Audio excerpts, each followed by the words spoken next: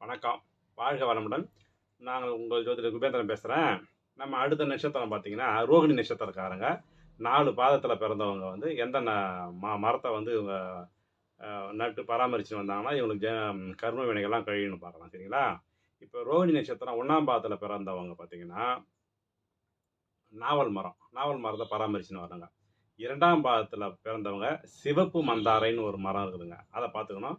3ஆம் பாதத்தில பிறந்தவங்களுக்கு சாதாரண மந்தாரை. மந்தாரை. 4ஆம் பாதத்தில பிறந்தவங்க,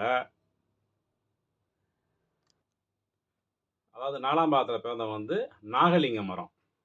இந்த மரத்துங்கள வந்து நம்ம சொன்ன 4 பாதத்தில பிறந்தவங்க எந்தெந்த பாதத்தில பிறந்தவங்கன்னு உங்க ஜாதக கட்டத்திலே போட்டிருப்போம். பார்த்தீங்கன்னா தெரியும் உங்களுக்கு.